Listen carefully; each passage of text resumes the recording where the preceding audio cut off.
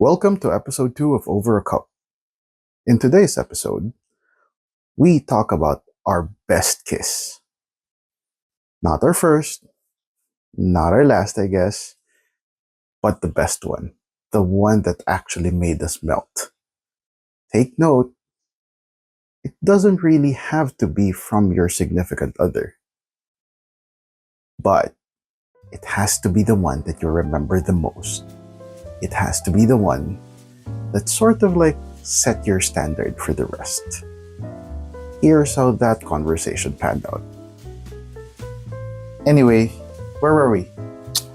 You were asking us about our best kiss. Yun. Ayun. So I got the idea kasi I was watching The Nanny last night. And then, Fran Drescher, The Nanny, pangalan to? She was sort of getting back with her ex, yung scene. And then, the ex-boyfriend kissed her. And then she suddenly melted in his arms, so to speak. Kaya I wanted to ask, parang napaisip ako, what was my best kiss? Parang, what was the kiss na parang, shit, sarap. Yung parang lumabas lahat ng karupukan ko. Nag-isip ako eh. But, anong sa inyo? Iniisip ko din kasi, like, kasi it's really different when, personally, it's really different for me when I have hookups because I have all of these, like, walls all over, so... No arte ng walls. Eh, diba? No. I mean, so, for example... po niya sa walls. For example, when I hook up, I really don't, I make sort of a conscious effort not to make feelings a part of it because it's purely physical. But, Fair. Diba? So, napaisip tuloy ako. Let's think of it this way. Apart from us, like you, Miko, and I, kasi with feelings na yun, so that's gonna be different. Sarap naman talaga eh. Tulog ka na kaya, no? Oh, go ahead. Apart from that, like, apart from the ones with quote-unquote feelings, yung tipong ano lang talaga, kahit kiss lang, kahit nag-date lang kayo, lumabas lang kayo, wala nangyari afterwards, or wala nangyari during, or something. Like, it was just a good night kiss. Pero, yung Head over heels. Yung sobrang, the intensity of you're just leaning in, getting closer and closer and closer, and you just feel something. It doesn't have to be feelings. It doesn't specifically needs to be libog or anything. But the closer you get, the more intense the feeling is. Parang may tension yun. Yeah, parang ganon. And not just parang you get closer and closer and closer, and then your lips just touch, and there's just electricity everywhere and tingling everywhere, and then next thing you realize you're holding his or her waist, or nakaakap ka na sa neck niya, and you just don't want to let go. You don't want that moment to end. But then it does, and it suddenly becomes just a happy memory. Whether you guys did it again or not, kumbaga parang, what's that happy memory? Trying to think about it. Meron ba? Although, thank you for painting a very vivid picture in my head. Right? But, napaisip talaga ako. Meron ba? I'm starting a process ngayon in my head na... Naglilista ka na? Naglilista na ako. Kasi... Pokpok kasi. Won't confirm nor deny. Pero, the first kiss I ever had was... I'm quickly running through an inventory in my head. Was it? No, it wasn't ano. And then after that, Sino? Dali, drop some names. wait lang. Charot. They always drop kasi they don't deserve, Drop being- some names. being- Apparently they do. ayoko. I don't want to breathe their names into reality again. Whoa! Oh, Ha. ganda mo yan. Okay, so... Habang nag-iisip ka, Christine, ikaw? I need a moment. I You need need- to think about it. What do you mean? You don't need to think about it. I mean, I also need to mentally make a list. So to confirm. But nothing pops out. No one. That's what she said. No, because I kind of agree na it's different when there are feelings. I feel like off the top of my head, that only happens with feelings. For True me, naman. for me lang. No, well, I do agree with that. It's also, it can also be argued na yun yung catalyst for the feelings eh. Kasi, for example, not to romanticize it pero ika nga, the first kiss dictates everything eh. It's that electric moment. Yeah, and it can happen for other people, but I feel like it hasn't for me. Even with your ex? Not the first kiss. We were drunk when we had our first kiss. There were Fair other enough. feelings. There were a lot, ano ka ba? Maraming first kisses when you're drunk. Yeah. Kaya nga, so parang what pops into my head is really a kiss with an ex. And that was when we were deep into the relationship already. Pero the same feeling outside of a relationship, parang I can't remember anyone. Walang memorable or at least immediately lumalabas sa isip. Okay, hindi naman, okay, let's just put it this way. Kasi sinabi mo lang, kahit memorable lang, it doesn't have to be the best. Something that you will remember. You know, like, kahit bumabagyo na, you guys are still making out. Alam na ako sa akin. Ayan, meron na siya. Siya muna. Sige.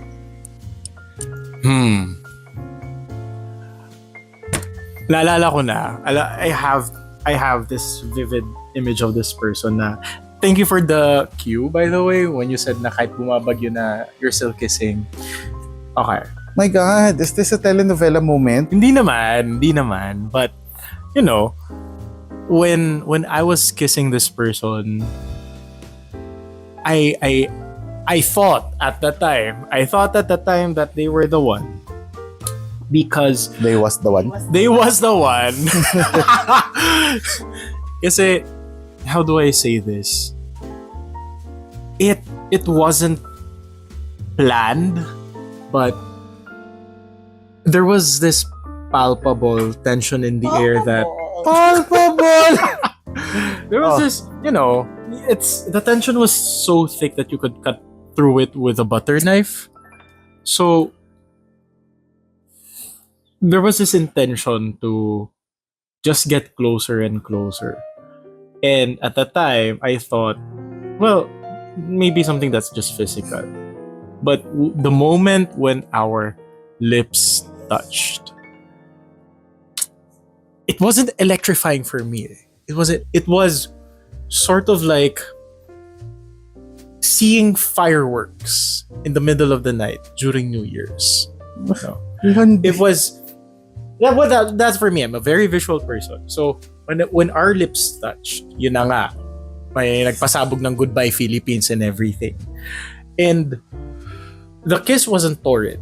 The kiss wasn't aggressive. It was passionate in a sense that for me, I felt comfortable just going in. And I mean, both literally and metaphorically. But I felt everything was there. I was present and at the same time lost. That I felt that I could trust this person and then just went along with it. I felt lost. Kaya nga sabi mo kung if I bring myself into that moment na nag-kiss kami and then tinamaan tayo ng bagyo, I wouldn't care. I was kissing this person and I was enjoying every moment of it. And then, you know, I thought they was the one na yun na nga yun. So eventually I tried to see things if it would blossom into something that's more beautiful, but apparently hindi. It was just me. So we had this mutual understanding na it wasn't gonna work out because we obviously didn't have matching how do I say that? Parang basta hindi kami pareho ng hinahanap at that moment. Sino to? Bulong mo sa akin maya. Sige, maya na lang. May makarinig. Diba? So, ayun, hindi nagkatagpo. Parang they're two intersecting lines that met but weren't destined to be each other. What? With each other? Destined to be each other. O, diba? Wala pa to. Wine pa lang to. Oh, wow. So, ayun. I fondly remember that experience, so to speak. Babalikan ko siya. It was a happy experience, but I guess it led me to the right people, I think. Na, ayun. It's something I kapag, you know, pag naalala ko in random moments of the day, na, okay, that was nice. But it's sort of like seeing the fireworks in the middle of the night. It's something that's nice for that moment, but would I like to see it every day? Ayoko na. Bakit naman? Hindi, kasi, you know, na it was something that's for the occasion lang for me. That's Na, fair. Ganun lang. It was beautiful. It was a very beautiful moment. Don't get me wrong. But hanggang dun lang eh. Mabilis lang. Isang buga lang ang mapaputok. Ay! Pero yun na nga. Yun lang siya. Hanggang dun lang siya. And I guess it was a beautiful ending for me as well because I don't know kung totoo, maybe the person wasn't right for me or it would have ruined the moment. Siguro I'd like to think of it that way na kapag na we weren't meant to be, and then if each of us decided to push with it, baka hindi magkatuluyan or worse, it would, you know, ruin the memory. That's just me. Ikaw, may naisip ka na. I just wanna say na parang sometimes moments can just be moments. Parang feeling ko it's part of the charm in it. Kasi parang feeling ko minsan people put too much meaning into things or like have too much expectations. Oh, yan. Na, Narinig mo? Ayun lang hindi naman ako nagpaparinig kahit kanino. But you know, kung may matamaan. Hindi, pero kasi diba, like sometimes, I think we were talking about this before, na parang sometimes a moment can just be a moment. It can be a nice one and then you leave it and you're happy with it. It doesn't have to be a bad thing na wala nang nangyari after that. Yeah. And then, like sometimes at the beginning, walang expectations, kaya it's nicer that way. Para when nothing happens, okay lang. You don't get that disappointed. Pero girl, naisip ko nga din, parang what if something happened between us na, hello? Parang yun nga. Ano kinilig siya? Hindi naman. Hindi naman. Ano tawag na? Totga. FOMO. Yeah, I wouldn't consider them as totga eh. Kasi, hindi ko din siya kilala as a person din. So, hindi ko alam yung quirks niya, hindi ko alam yung pagkakaugali niya. So, but again, the kiss was good. It was memorable. Which is better nga, di ba? Parang you're left with this nice thing lang. Kasi hindi mo nakilala yung quirks niya, hindi mo alam yung faults niya. So parang, you don't need to know that. You can just have a nice thing with you. You have an idealized version of this person and okay na yun. Oo, di ba? Okay na yun. I mean, if you're not going into, you know, a deeper relationship into them, let it be an ideal na lang. Tama. Pero anyway. Ang daming sinabi. Pero hindi, speaking of, telenovela. Meron din akong, rom-com moment. Ay, oo. I don't know if I told you about this before, pero parang I went on a date with someone. Parang second date na yun kasi yung first date namin was super, what do you call this? Wholesome. Like, we just had merienda, coffee, and then we ended up taking like a 5-hour walk. Mhm. And then, yun lang. As in, the most that happened was holding hands. Ganyan. So, this actually happened during the second date. So, ganun. Dun din ako medyo na with walking. Kaya, like, I hated walking before. Pero I guess, pwede naman pala. It's fun din pala. Nilakad mo talaga, no? 5 hours din. Hours. Imagine the calories burned. Diba? Wow. Yung steps. Pero yun, very rom-com moment. Naglalakad lang kami sa Makati. And then, we went through parks. Kasi maraming parks sa Makati, di ba? Yeah. So we would go through parks. I don't even remember which park this was. Pero there was a bridge. And then we stayed there. Nag-usap lang kami nun sa bridge. So, parang napansin ko, he was looking around kasi I guess he was thinking, may tao ba?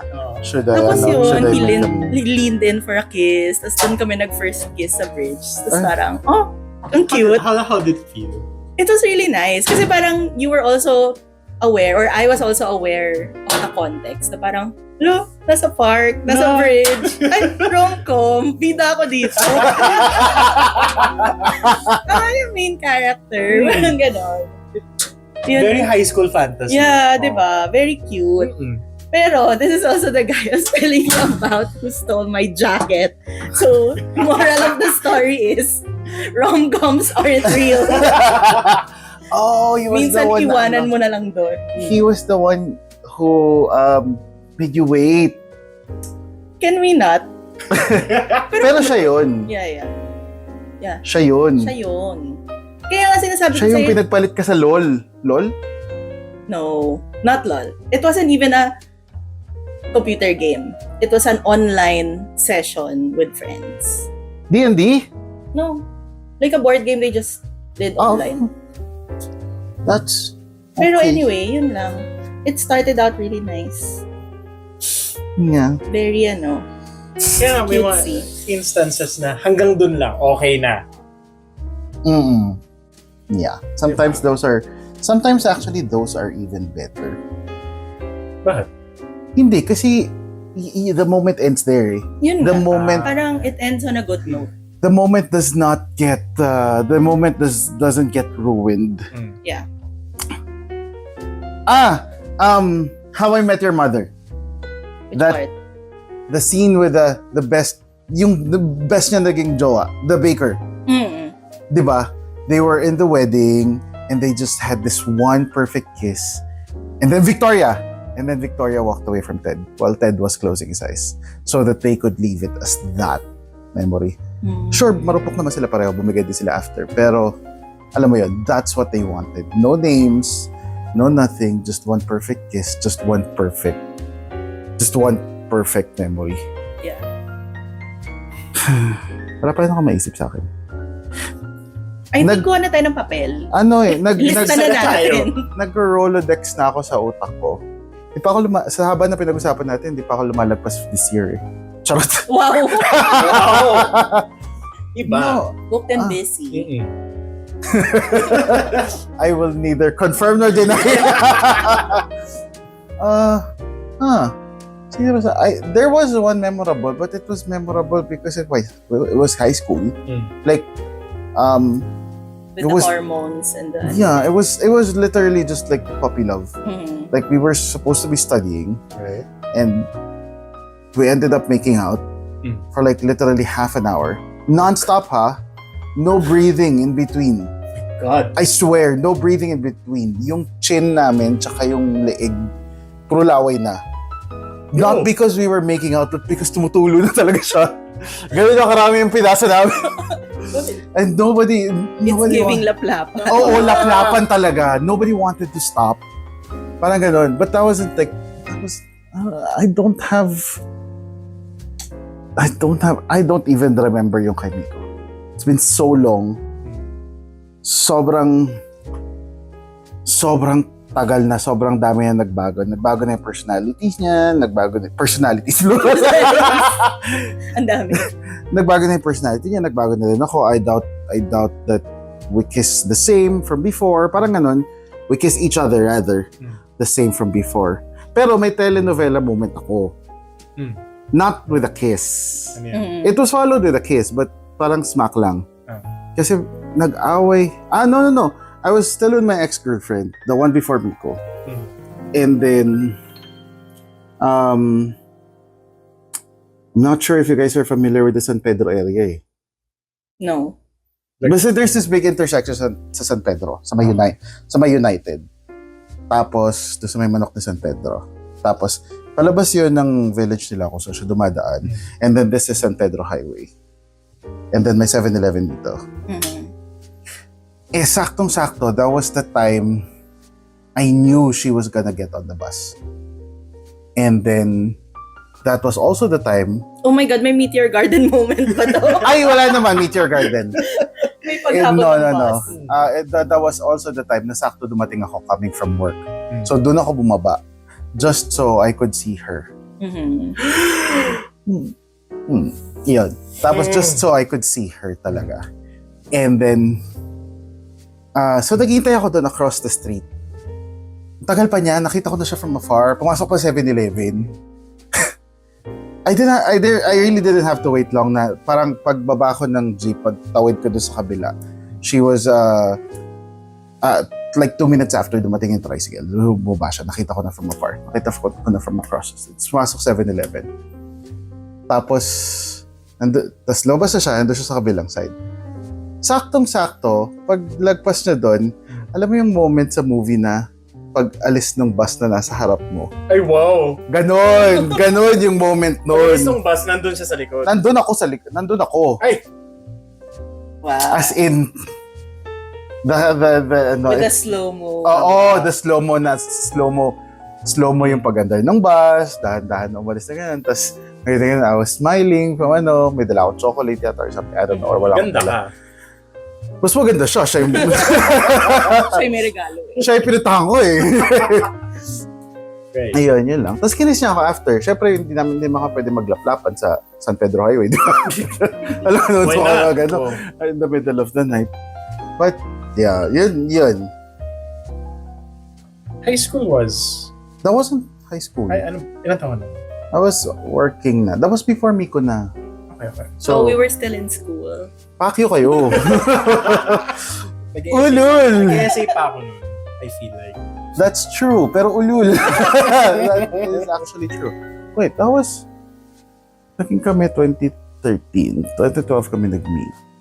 Tapos 2-3 years before. So, 2009. Yeah, I was in school. Sabi na eh. 2009, 2010. Tumigil ka. Alam kong... Nakita mo tong plies na to? Yeah, yun yung pinaka-telenovela moment ko. Sa kanya, kay Miko, I do remember this one time. Shell sa SLEX. Hindi pa ganun kalaki yung Shell sa SLEX. And we had no place. I was able to borrow the car. But we left festival nung closing niya. So around 9 or 10. Tapos we just stayed there sa parking. Aww. Hanggang sunrise. Aww. We weren't even making out or anything. We were just hanging out and just talking and holding hands. Kasi nga, in the closet pa kami pareho. So, bawal. So, alam mo yun, nakababa lang yung bintana. Nasa Innova kami. Sasakyan pa ni Dad. Sasakyan pa ni Daddy. Pero ano nangyari? Kahit, fondling wala. Like, it was a nice moment. It was a nice memory. Yeah. Wala akong masyadong nice memories. Oh, that's so cute. I had that moment with the same guy. Kasi marami kaming na nasa car lang, nanood kaming movie. Tapos wala lang, nag-uusap lang kami doon. That was at the beginning of, before things got what happened. So it was before we became friends again. Well, we never stopped being friends, but it was during the time when you were ghosting me. Paulit-ulit na tayo dito. Hindi ko pa narinig ang kwento It's na still yan. true. Oh. Yeah. Uy, pero meron din akong K-drama mo. Pero hindi, well, it's not a kiss, it's not kilig for me, but like, watching it from the outside, it was a cute moment din. So, I have a car, tapos sumabay lang siya sa akin kasi nagbabike naman siya. Tapos, parang yung bike niya nakapark nearby. Tapos, punta na ako sa car, nag-buy na kami, ganyan. Tapos, after the date, tapos, kinuha niya yung bike niya nearby. Tapos, parang hinanap ko, like, dadaan ba siya? Kasi, na-expect ko same way eh. So, I was looking around. Tapos, sabi ko, madadaanan niya pa yata ako. Tapos, hindi ka siya makita. Tapos, sakto, pag, magdadrive na ako, nakita ko siya sa harap, nagbabike. Tapos, talagang, he looked back, and he was waving like that. Tapos, alam mo yung, parang, talagang, like, Cute wave, talagang, bye, ganun. Tapos, parang ako, cute na moment na to, bida na naman ako. Kinaganda mo yun. K-drama moment. Pero wala, hindi naman siya kilig kasi wala ring feelings. Yeah, iba naman yung moment eh. Iba yung moment sa kilig sa I just feelings appreciate talaga. the moment. Oo. Sometimes kasi it's just to like cheer you up and Yeah. stuff. Na I think it's okay nga na it doesn't necessarily have to be a kilig moment. Sometimes you just have nice moments. And Yeah. that's okay. Na yun. Mm-mm. Ito kasi wala kaming moment pa nito eh. Wala pa. Walang moment, honestly. Ang pinaka naaalala kong moment yung bigla na lang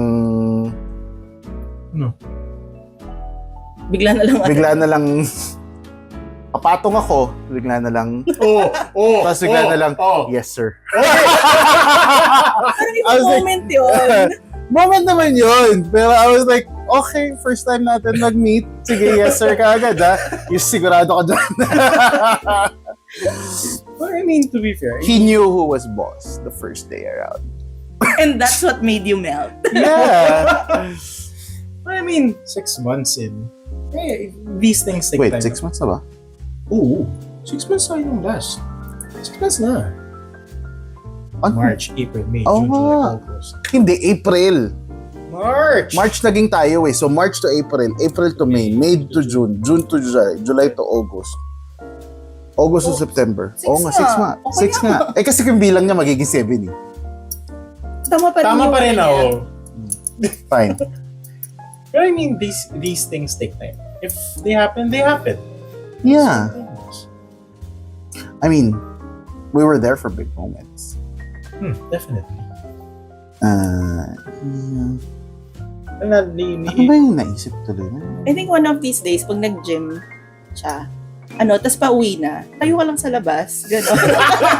Maghihintay ako, abang ako na may Oo. bus na dadaan. Para unahan mo na yung mga girls na sila nakadungaw na dun sa balcony. Ikaw din, nakadungaw ka na ganun sa garahe. Tapos hindi ko napansin, no?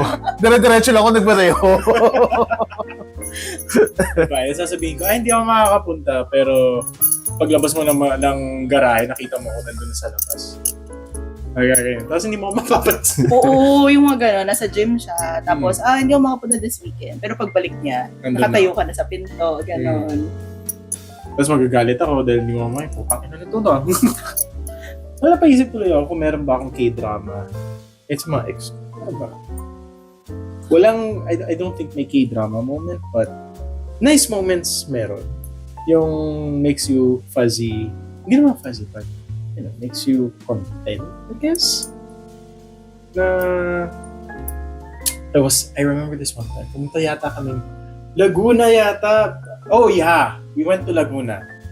Tapos, we booked this hotel sa may Laguna Divide. We weren't kami din, hindi kami outside. So sabi ko, kung magve-vacation tayo, malayo ha, para hindi makita ng mga magulang natin. True. So, ayun, sa may Laguna kami. Tapos we booked this hotel right in front of Laguna Divide. And ayun, it was dinner time. Di namin alam kung saan kakain kasi walang nearby ng mga restaurants. Kasi medyo rural yung area. Segue, alam mo, hindi pa ako nakapunta Laguna, di ba? And you're from where? Southwoods. Southwoods. So ayun, parang sabi ko, anong dinner natin? Sabi ko, walang makita lang dyan. So, we found a really nice place that sold yung mga roadside barbecues lang.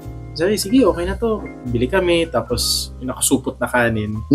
Ayun. Oh, that's a nice moment. Yeah, it was. So, habang naglalakad kami, habang kumakain kami ng mga barbecue, may kanya-kanyang sticks kami, tapos uubos na yung kanin mo, pakagat ka na. So, naglalakad kami along the water, tapos may mini playground along the coast. So, wala na mga bata, syempre, dahil gabi na. So, ayun, sumakay ako sa siso, tapos isa naglalaro siya doon sa parang ab workout machine, whatever. Tapos we were just being kids at the time. And, Oh, that's fun. diba? It is. It's actually very fun. So, one of the highlights siguro, it's not a K-drama mo. It was nice. Can be. Pwede ba? Mga montage. Ay, oo! Diba? Tama. Could be. But yeah, it was nice. It was nice. Nag-isip ako na ibang moment namin ng mga exes ko eh. Or dates. Ang pinaka-moment ko nun, the hidden ones. The moments that I like. Were the hidden ones. Were the hindi out eh. So, were the holding hands under the table. Nakapatong yung nakapatong yung kamay mo sa lap niya. And stuff like that. Yun yung mga Stolen touch. Stolen touch. Kaya nga, theme song namin ni Nico, Gilid. Do you guys know that song? Moonstar 88. Oh. Sa gilid ng mga mata, tinitingnan kita. Oh, kinilig ako doon. Hindi kaya dahil those stolen moments, alam nyong sa inyong dalawa lang yun. Oo, yun eh. Alam nyo kayong dalawa lang yung nagkakaintindihan. Yeah, we were talking about those moments. Naalala mo nung nag-ano tayo, we were talking about weddings. And like, I was saying, parang hindi ko bet ang malaking wedding. And then you were talking about yung official naging kasal kayo ni Miko na it was just you and him. Yeah. Yung alam mo yun, di ba? Yung so we had the wedding, right? That we weren't this close yet, so wala pa si Christine sa guest list nun. Kasi in the online guest But nasa online guest list siya. So the wedding took place nung afternoon ng 13 afternoon dito sa Philippines. The officiant that we got, she was actually a registered officiant, but I think she was registered either I don't know which state, either in New York or LA or something.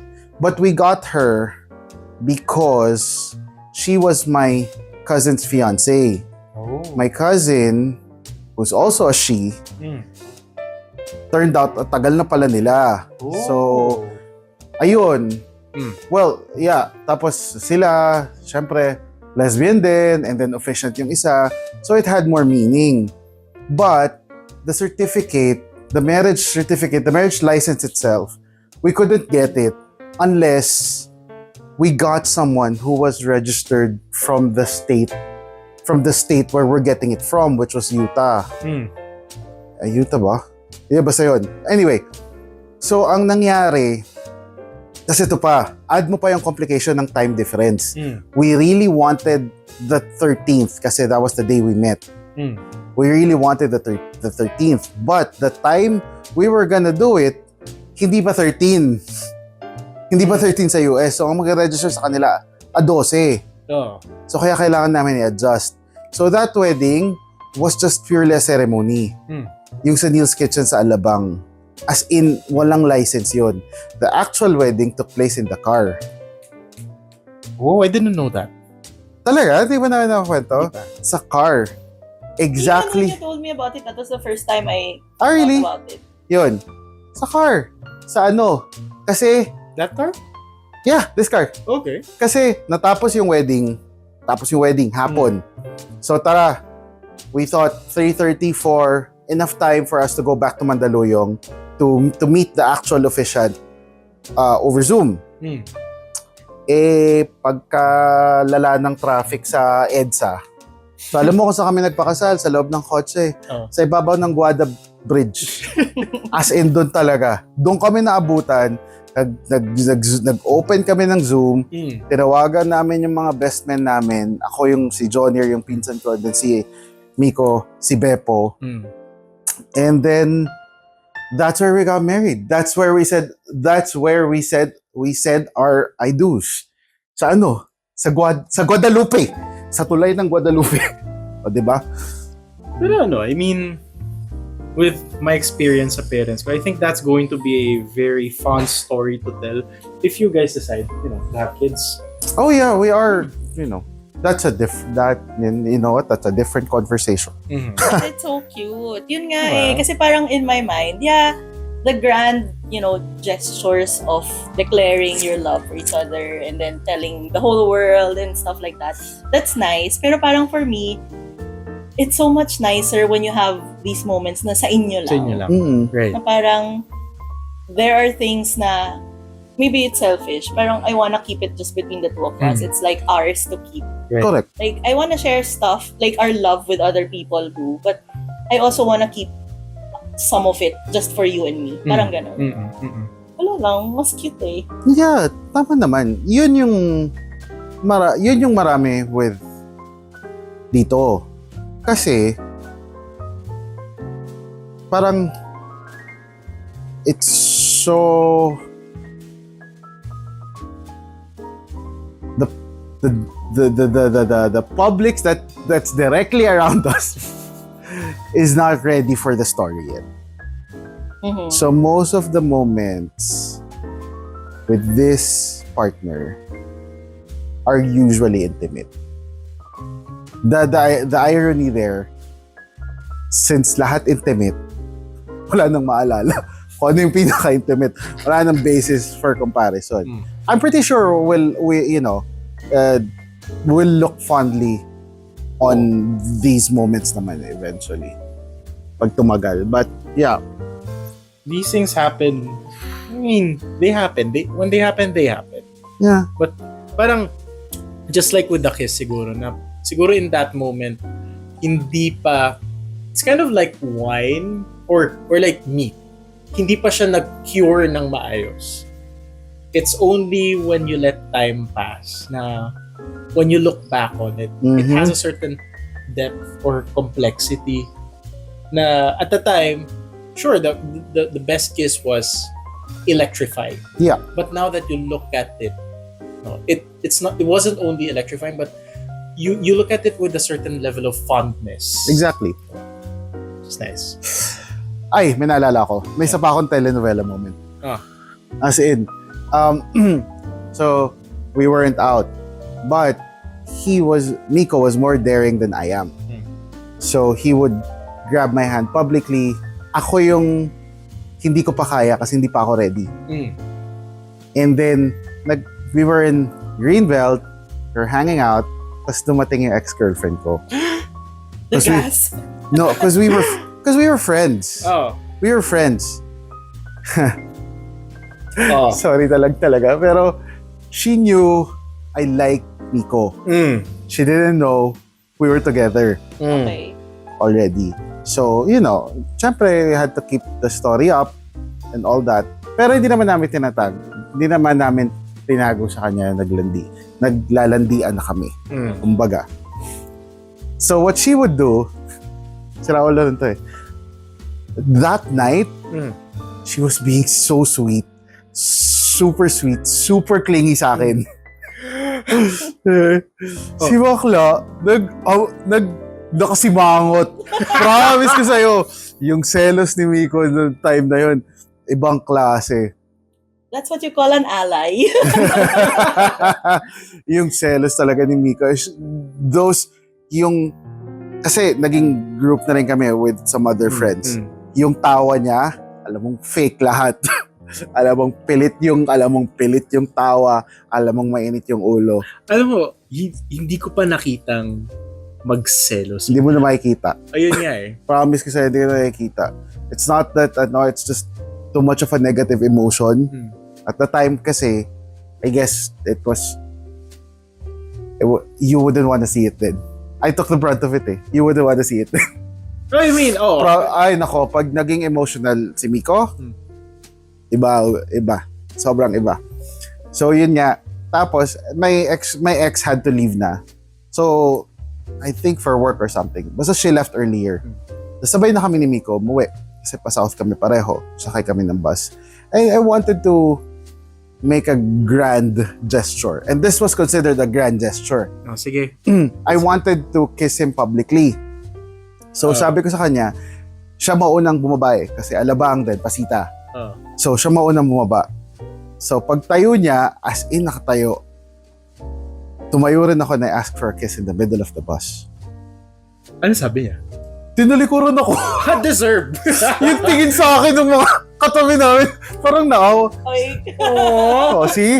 Telenovela, pero inaway ako. Hindi. Hindi pinagbigyan yung bading. Hindi. It's the conflict in the story. Tama. Yeah. May ano naman yan. Girl. Oo, pero gusto ko marinig yung point of view ni Miko dyan sa Yung awa. point of view niya doon, admit niya yun. Na nagselos talaga siya. Nagselos talaga siya. Selos naman talaga kasi. I mean, if I were in Miko's shoes, I would... You would be fuming. Knowing you would be fuming, you would be very, very transparent, and you wouldn't be able to hide it. Fair enough. Kilala kita. Fair enough. But yeah, now it's just, it's just one of those, it's just, as you guys said, it's now just one of those funny stories. Funny stories that you tell. I still want that, still sort of want that moment agad though. Not, just a random moment. When you just look at the other person's eye and then suddenly Ngingiti ka na lang. time just sort of stops or slows down, and then you feel every inch, every centimeter of movement. Now you guys get closer and closer and closer, and then your lips just touch ever so lightly ng umpisa until it gets stronger, gets more intense. You find yourself wrapping your arms around his or her belly, and then pulling them closer towards you. And then the moment just ends, and then you guys both walk away in different directions. So, nabusog ka ba? How about you? What was your best? Or who was your best? Tell me about it. Share mo sa amin. You can find me on X at Louis Zabala. That's LOUISZABALA. Or on Instagram at Louis1026. LOUIS1026. And wherever you're listening from, don't forget to hit that like and subscribe button to get notified of new episodes. Tune in next week for the next episode of Over a Cup. See you around, folks.